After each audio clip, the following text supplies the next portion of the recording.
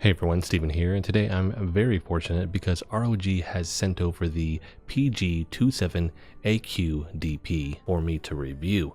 This thing has some crazy specs on it, and I'm excited to see what 480 Hz looks like on an OLED, with the small caveat of, can I even hit that refresh rate with my GPU, which I'm currently rocking a 4080 Super just for reference here. But like all of my reviews, I'll start with the specs and panel settings and my various test results first, before getting into what I like, potentially don't like, and the gray area, and then I'll wrap the video up. With that being said, let's get into the specs.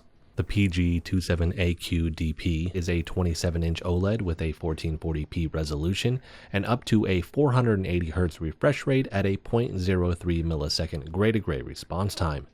This has a typical max brightness of 450 nits in a 100% window and a peak brightness of 1300 nits in a 3% window. This also has a 1.5 million to 1 contrast ratio. This has true 10-bit color and covers 135% of the sRGB color space and 99% of the DCI-P3 color space with a delta E of less than 2. For ports, this has one DP 1.4, 2 HDMI 2.1, 2 USB 3.2 extension ports, and a headphone jack.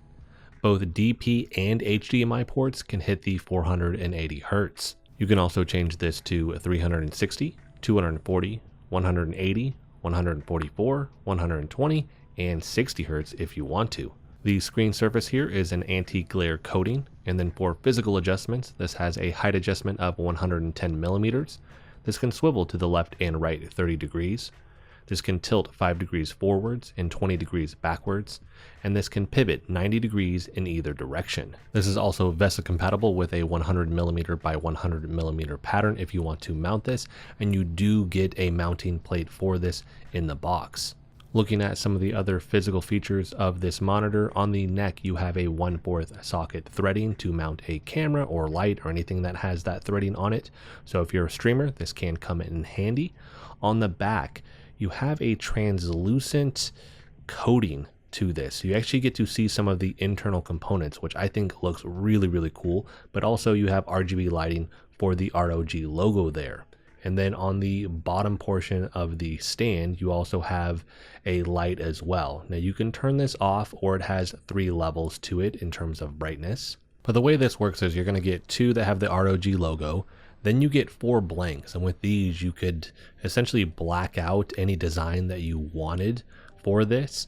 And you have this magnetic portion here that actually holds that little disc, and it fits right into this little groove. You just kind of clip it in, and then this is all held on by magnets to the bottom of the base, and so that will just kind of literally just plop right in there. It'll hold, and it's easy to pull out if you wanted to swap this out, and you don't have to do any of this if you don't want to either. So if you're like, I'm never going to use this lighting, I don't like that, you can completely just leave this turned off if you don't want to mess with it at all though. Inside of the box, you're going to get the monitor with the stand. You get the ROG pouch. This is going to have your power adapter in it, power cable, DP cable, HDMI cable, USB 3.2 extension cable. Then you have your VESA mounting kit. You're going to get a microfiber cloth to clean this off. You get your ROG stickers, you get your product guide, you get the lighting discs that I just talked about, and then last you have the color calibration testing report. ROG is really good about including these with their monitors, and I always like seeing these because it means they've spent the time to actually calibrate this, and they didn't just make it and then send it out the door. There is more that went into this monitor to make sure that it is the top-notch product that they want to deliver to the marketplace. And you also see that in the certifications that they've gotten for a lot of their monitors, this one included here, because that's not just time, that's also a good amount of money that they're spending to make sure this is as top-notch as it can be. So here you have TÜV flicker-free, TÜV low blue light, you have VESA adaptive sync display 480 Hz, VESA display HDR 400 true black, AMD FreeSync Premium, G-Sync compatibility, and FSC mix. The big one out of all of these here is going to be the 480 Hz certification from VESA, because now you know this has been through vigorous testing to ensure the 480 Hz here doesn't have any issues. And last, we have the price, which is 1,000 USD. Shifting over now to the panel menu, which the menu button itself is a single button on the bottom of the panel, which I prefer over multiple buttons. And then to the right of this, you have the power button, and then to the left of it, you have a quick access button, which is set to the AI assistant by default, but you can change this in the panel menu if you want. Now I want to start this off a little differently than my previous reviews by starting with the OLED Care tab, because ASUS has added in a lot of cool features with this, along with the new custom heatsink to reduce the risk of burn-in. So here you're going to have screen saver, pixel cleaning reminder, screen move, auto logo brightness, taskbar detection, outer dimming control, local dimming control, and at the very bottom you have OLED usage info. So now let's go ahead and look at all the various features that you have inside of the OLED Care. Keep in mind, you do not have to use any or all of these. You actually get to choose what you want to have on or off with all of these features. We're going to start with pixel cleaning here. This recalibrates the screen when the monitor has been active for several hours. It takes about 6 minutes to do, and you get to set the reminder. So the reminder can be off 2, 4, or 8 hours. And so that will just give you a little notification on screen that it is time to run this. After that, you have screen saver. This automatically dims the screen after 2 minutes of inactivity. Then we have screen move. Pixel locations are slightly shifted periodically to help prevent burn-in. Users can choose between several movement levels. So this has off, slow, normal, and fast. And then we have logo brightness adjustment. The monitor automatically detects static on-screen logos and reduces their brightness to correct for potential picture quality issues. Then we have taskbar detection. Dynamically detects the taskbar and reduces brightness around it to avoid burn-in. Then you have outer dimming control. Automatically identifies and adjusts the brightness areas of the screen to reduce the risk of burn-in. Then we have global dimming control. Dynamically adjusts the overall brightness of the display to reduce the risk of burn-in. Target mode. Dims the entire screen except for a selected pinned window, which maintains its current brightness setting. So they have packed in a ton of features when it comes to the OLED Care here. Some of these I actually haven't seen on any of the other OLEDs that I've reviewed, like the target mode, the global dimming, and the outer dimming control. So new features that I haven't seen, but all of this just is here to combat the risk of burn-in, because I know that it can be a concern for some people. And so they're giving you all of these features so you can reduce your risk of burn-in long term, along with the 3-year warranty they offer on all of their monitors. So you have a great peace of mind that your investment in this monitor is well protected. Shifting back now to the panel menu and everything that it offers, we have AI assistant, gaming, image, color. We have the OLED Care that we just covered, input select, lighting effect, my favorite, and system setup. For the AI assistant, you have AI crosshair, AI shadow boost, AI sniper, and MOBA map helper. Crosshair here, it's just going to make sure that this will illuminate as it is on screen so it doesn't kind of get buried in the image or the game that you're playing. For the AI shadow boost, this will automatically enhance dark areas on screen to make it easier to spot enemies hiding in dim areas of the map. So this is auto adjusting versus just keeping this at a level 1, 2, or 3 that you will find on the gaming tab, which you can enable this on the gaming tab as well, as this overrides the other shadow boost. After that, you have the AI sniper. So this automatically zooms in on the center of the in-game target for better aim during practice sessions. After that, you have MOBA map helper. Reminds you to keep a lookout whenever a group battle is detected in a MOBA game. Shifting over now to the gaming tab, you have variable refresh rate, extreme low motion blur, game plus, game visual, shadow boost, and then it has the ASUS display widget center. This is just going to be a QR code that you can scan so you can get more information on that. I will be talking about that in this video though. For variable refresh rate, if you turn this on, this is G-Sync compatible. You do have FreeSync Premium and you do have Adaptive Sync. If this is turned on though, you do not have the option to enable extreme low motion blur. I'll cover that though here in a second. For the Game Plus tab, you have your FPS counter, crosshair, sniper, timer, stopwatch, and display alignment. The game visual tab is where we will find our presets, so let's go ahead and look at those. So you have scenery, racing, cinema, RTS/RPG, FPS, sRGB Cal, MOBA, night vision, and user. User doesn't come with any extra adjustments to it. You can find all the same adjustments with these other presets. Some of the differences you may find is your ability to use, for instance, shadow boost though, which for shadow boost, that is the next tab, and you have the 3 levels. So you have off, level 1, 2, 3, and then you have the AI shadow boost that I showcased earlier. Shifting back now to the extreme low motion blur, you can only turn this on or off. There aren't various modes that you may find on some of their other panels. And with this, it has to be at 240 Hertz or lower. This is geared towards not only console players, but PC players that can't quite hit the 480 Hertz. You still get a really good increase in motion clarity by enabling this mode, and you're not going to take a hit to the overall brightness here. This keeps, for the most part, the exact same brightness level and it maintains that as you're using this mode. It gets just a hair dimmer, but that's it, especially when you compare this to previous versions or other monitors where when you would put it in that extreme low motion blur mode, it would actually dim the monitor a lot. It does not do that here. Next up, we have the image tab. Here you will find brightness, uniform brightness, contrast, OLED anti-flicker. We have our HDR settings, aspect control, blue light filter, and vivid pixel. For uniform brightness, you can turn this on or off. It is going to decrease the nits when you turn this on to try to keep the brightness level overall uniform. The interesting thing here though is that is something that you would find as an issue with older OLED panels because they didn't really have extremely high nits.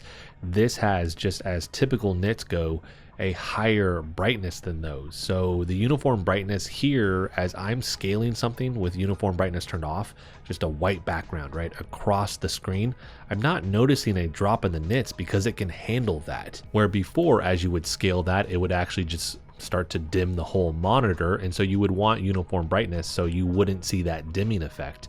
Now, I'm not saying there aren't use cases where this is something that you would need, but the older test of, hey, I'm going to just scale a white image or background across the screen, I'm not noticing that effect with uniform brightness turned off. So I think they have really just nailed the nits down here. So you may not need uniform brightness except for some very particular situations where maybe there is just something that's incredibly bright on screen and you need to bring everything down to make it more uniform.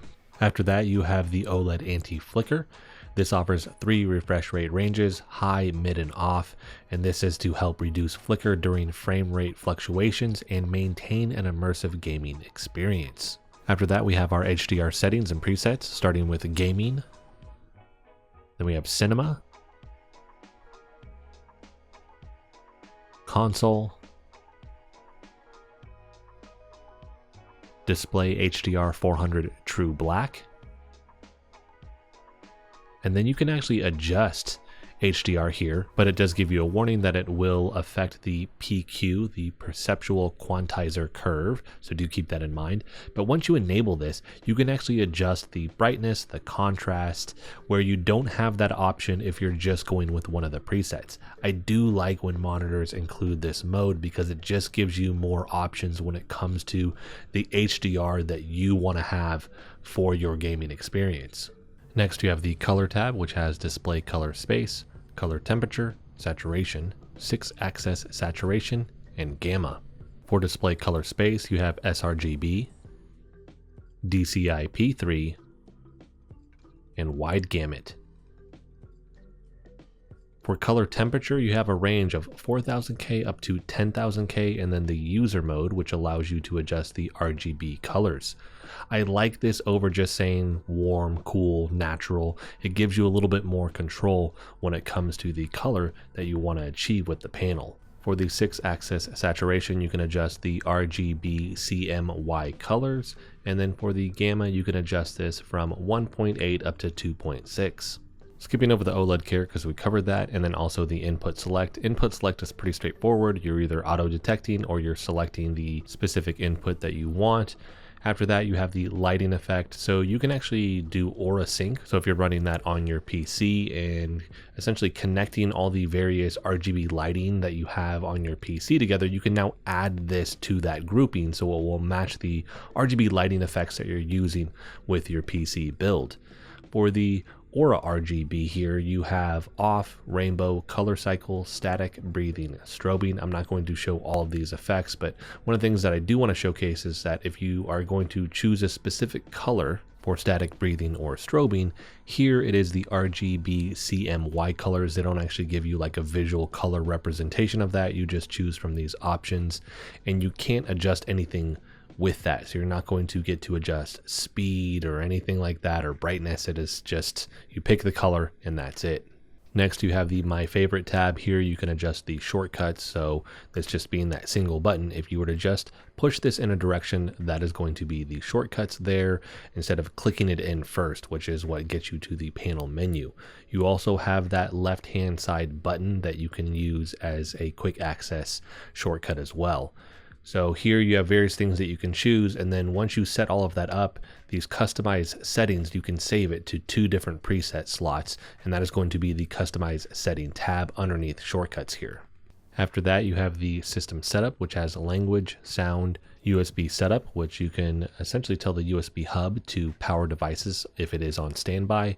And then you have power indicator. With this, as you turn this on or off, the front light on the monitor will turn on or off. And then you have power key lock, power setting, which this one has basically an eco mode and performance mode.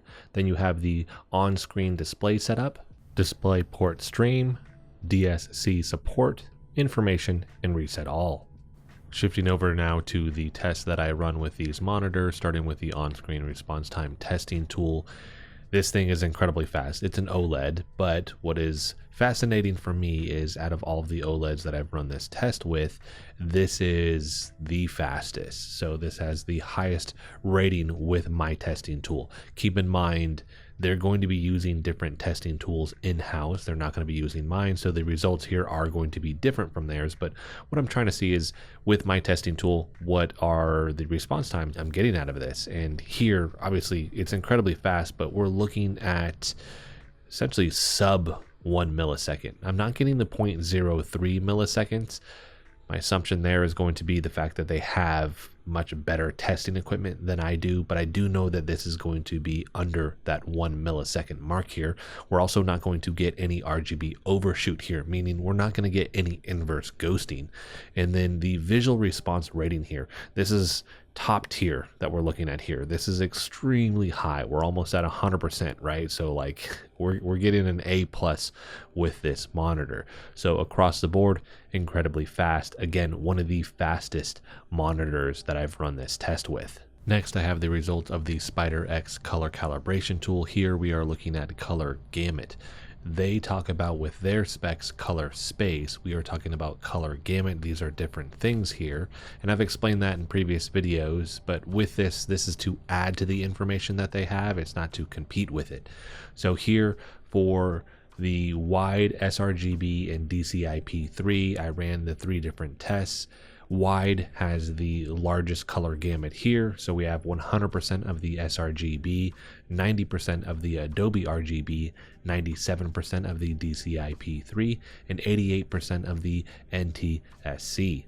For the sRGB mode, this has a coverage of 96% of the sRGB, 71% of the Adobe RGB, 71% of the DCI-P3, and 67% of the NTSC. And then for the DCI-P3, this has 100% coverage of the sRGB, 88% of the Adobe RGB, 95% of the DCI-P3, and 86% of the NTSC. And just to clarify here a little bit more, let's look at the definition of color gamut versus color space. Color gamut is the range of colors that a system can display, reproduce, or capture. It's a 2D representation of the range of colors in a color space and can be thought of as the borders of that space.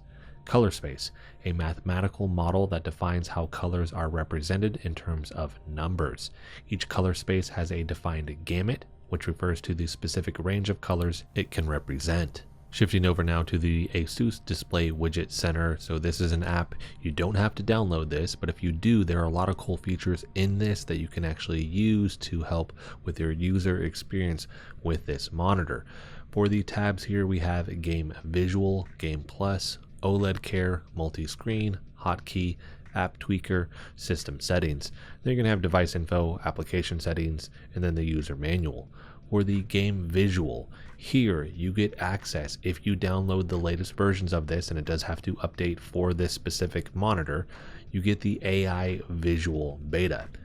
This thing is pretty cool. So what this does is, based off what you've checked here, it's going to try to pick up whatever is on screen. And what you're seeing right here, because this is the AI visual window, and you can turn this on or off, and you can actually move this around. It's trying to figure out what's on screen. It's giving it a percentage with this. So right now it's saying, hey, we're thinking 27% likelihood that this is a scenery mode. So then it gives you that. If you don't want the modes, you literally just uncheck them. And this is based off of the presets and the adjustments that you've made to them, which is really, really cool. So instead of needing to change for individual games, this is one way you can just have it set. Say, hey, every time I play an RPG, I want it to actually just click into that mode. I have it tailored to my liking. You can do that with this. You can also have it so if it doesn't know what that is, you can assign it to a different preset here, or just remain unchanged from whatever it was on. So we have this mode here, and then all of your various presets. Within those, you can adjust the brightness, contrast. There is no variable overdrive here. This is an OLED. We're not going to be able to adjust the blue light filter with this. And then you have your shadow boost. We don't have the AI assistant version of this, but you can adjust shadow boost. There is no ASUS smart contrast ratio. Again, we're dealing with an OLED here, so this is going to be different. Then we can deal with the saturation. We can adjust the color temperature here. So let's adjust this to something else. And then we do have that user mode if we want to adjust the regular RGB colors on top of this. Just make sure that you actually save this if you want to keep whatever settings you've adjusted. And you can also compare this to whatever you just had. So if I had, well, you just saw it there a little bit, but if I have this at this particular color temperature, I can compare that adjustment really quick and see, do I like that or not? So it makes it easier in kind of tailoring this exactly how you want that to be, because you get that comparison feature. Next, we have the Game Plus tab, and with this we have crosshair, timer, FPS counter, and then display alignment. Whichever mode here, you make the adjustment. So just looking at crosshair, we can adjust the crosshair with this. We're not getting those AI assistant features with this though. So you can't enable, as far as I can tell, any of those AI features outside of the one for the display, which you can't do that in the in-panel menu. So there's a little bit of a trade-out with that. So here we get the AI visual. Again, this is in a beta though, but in terms of the other AI features, you're not going to be able to enable them from this display widget. So you don't get the sniper mode, the shadow boost, or the MOBA map enhancer. And then after this, we have OLED Care. Now I have all of these turned off because I was running my tests, but from here, instead of going through the in-panel menu, I can turn all of these back on now, which is really, really awesome. So I don't want that particular one on. If I don't want target mode on, I will turn that off. I can actually run the pixel cleaning from this. I can set my reminders here as well, and then we can adjust the screen move. So you get all the same features that you would have for OLED Care in this, just making it easier to adjust. Multi-screen here, so we have multi-frame. You can actually enable picture-in-picture and picture-by-picture here. Although they don't list that, as far as I can see with the specs, you can do it from this display widget. So I actually booted up the PlayStation 5. The one thing I did notice, it doesn't quite work with trying to enable HDR from what I can find. It's just, if you're running SDR and then it tries to boot up in HDR, it's just going to not know what to do. So it's going to display it in HDR, but it won't visually look how it's supposed to look. So I've just left it in SDR just for ease of use. But here it's telling me it's running at 4K 60 Hertz. I don't know, as it's shrunk down the size, if it's actually doing that, but it actually plays pretty well. One thing that I did notice is the text looked like it had one more pixelation, but you could actually see, I don't know if I want to call it text fringing. It almost just looked like it had a little bit of like a holographic, like secondary image to it around the edge, which can somewhat look like text fringing, but it was a little bit different. And I think that's just because it's trying to compress everything down to fit that size. But you have multiple options here. You just have the corner sizes here, or it will split it in half, but you do have some options here if you want to adjust that. KVM, as far as I can tell, this won't actually work for the smart KVM because it gives you a list of things you need in order to make that happen. This does not actually have the USB Type-C connection for this, so I don't think this will work. After that, you have hotkeys. You can adjust hotkeys if you want to. You do have to enable them, but then you can actually make it so if you wanted to adjust certain things on the fly, you have that option. App tweaker. So here, based off the app that you're using, and this has been around, the AI visual is new. This app tweaker has been around longer, and here you can set it so, hey, if I launch this particular application, I want you to switch to this mode, which is really cool. So here we would go to add, we get to choose an app, or in this instance, you can choose a video game. The thing I've run into, because the previous reviews I've mentioned like, hey, it'd be really cool if you could add games, and they're like, you can add games. And so I'm combing through this and I can find all these game launchers, I just can't find any games. And I think that's dependent upon how it's installed and where it's installed. For instance, I can go all the way down and we can find Steam, but I can't see my games within Steam. And so trying to figure out what the workaround there would actually be, because most of my games are on a separate M.2. I actually moved one over to my main SSD and it's still not popping up here.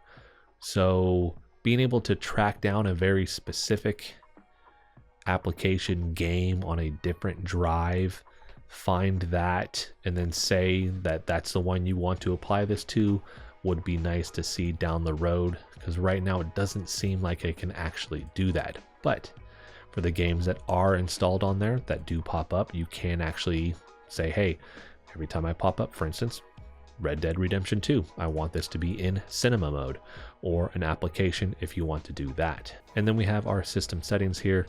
So whether or not HDR is on or off, or if we're going to hide the taskbar, which I usually have set on, background color theme, and then power settings. So the power savings mode or the standard mode. Here it would be listed as performance mode in the panel menu, but this is all the cool stuff that you can do in the ASUS Display Widget Center.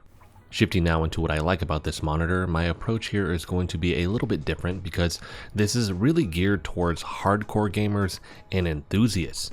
The specs here aren't really for casual gamers, especially considering the price. That's not to say if you're a casual gamer you won't enjoy this, it's just the intended market for this is a little bit more specific. So with that in mind, I'm viewing this from the intended buyer's point of view. With all of that being said, I want to get this right out of the way. I don't have any standout negatives that I've seen with this monitor. It is really, really good. This thing is top notch on the performance side, as well as the vibrancy, colors, and the massive amount of customization features they give you. Let's start with the performance though, as 480 Hz is the highest refresh rate I've used on any monitor, and that's where I have to establish this being for hardcore gamers and enthusiasts, because the hardware needed to even hit that in most games is very expensive. I'm using the RTX 4080 Super, as I mentioned earlier, and I'm only hitting close to 480 Hz with Doom Eternal at 1080p in low settings. to truly take advantage of this, I'd suspect that you need a 4090, and with that, it's going to handle it quite well along with a high-end CPU. Of course, let's say you can't take full advantage of the 480 Hz right now, you still have the full scale up to 480 Hz. So even if a game plays in the 200 or 300 range, it looks incredibly smooth because this is a fast OLED panel with a crazy fast pixel response. With this, we're also looking at the types of games that you do play.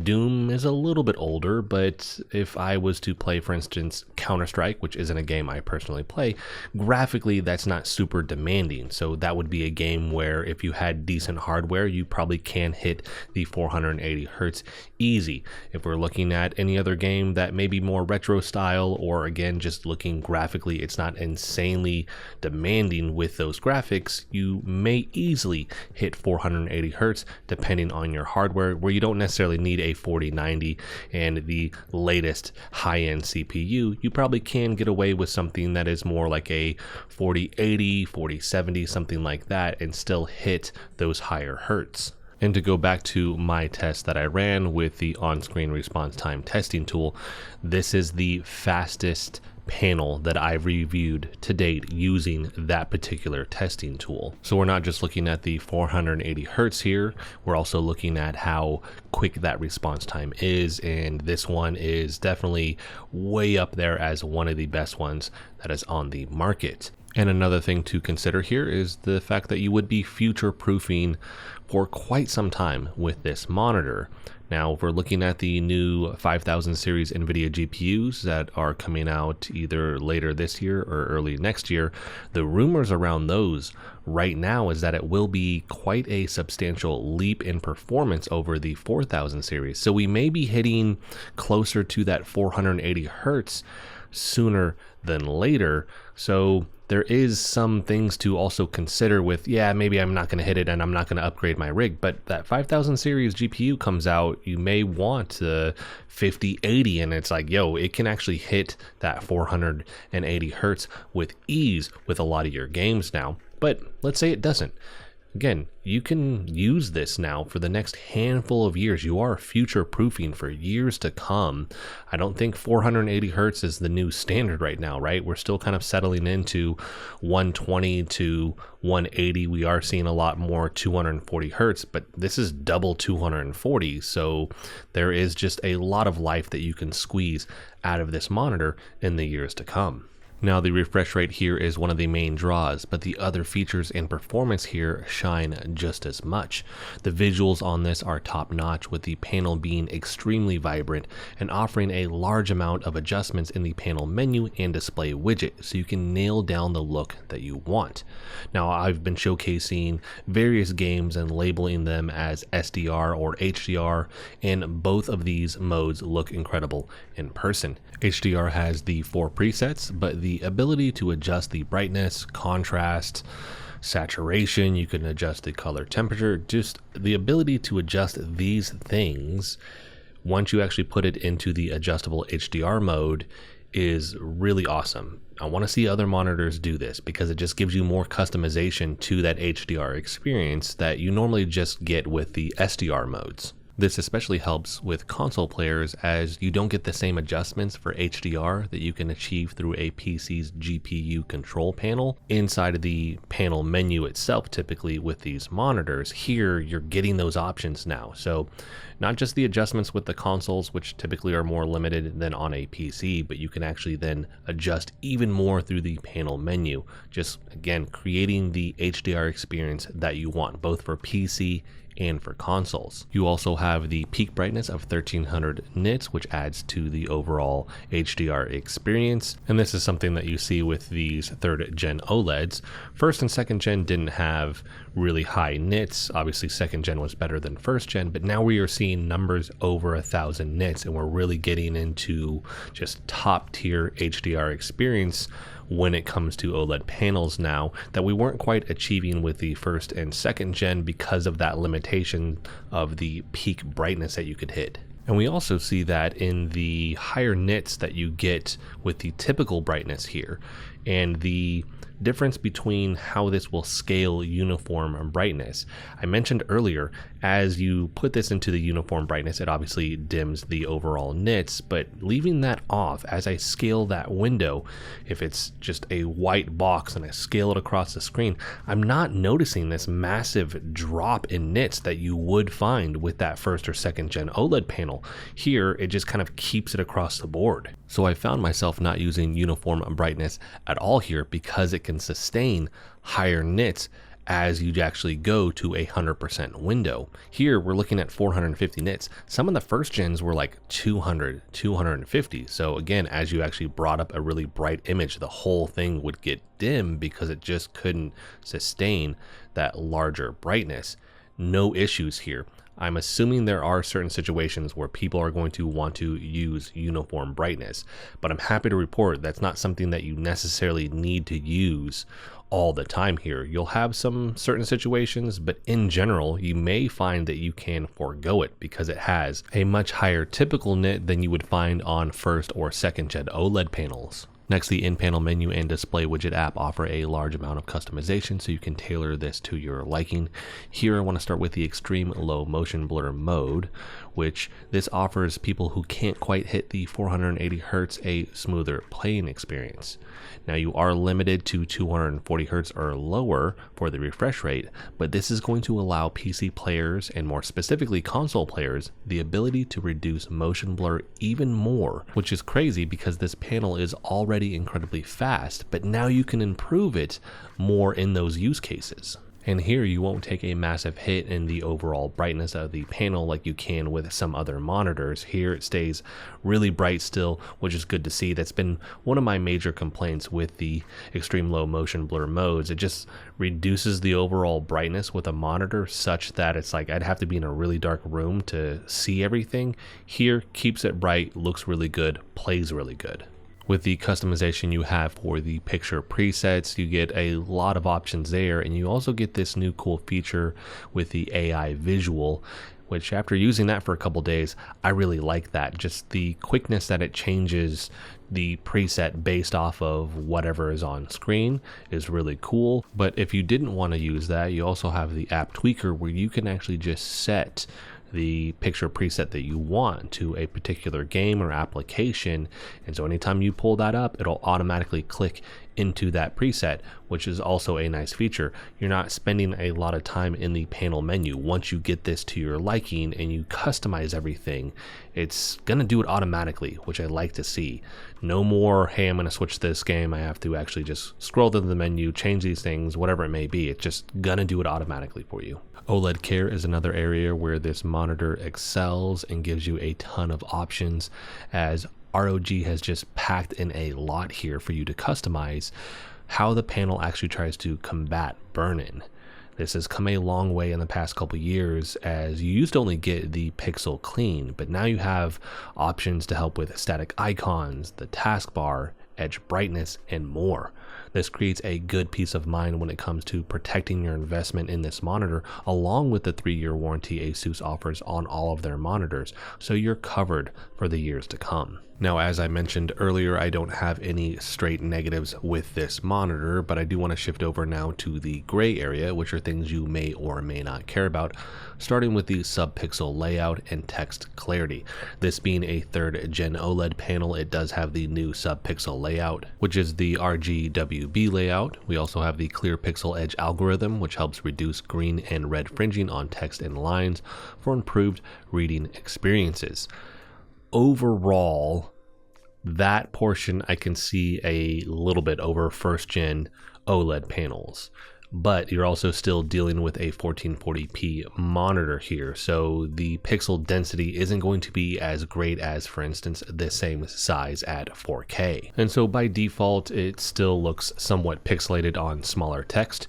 You can combat that a little bit by increasing the text size.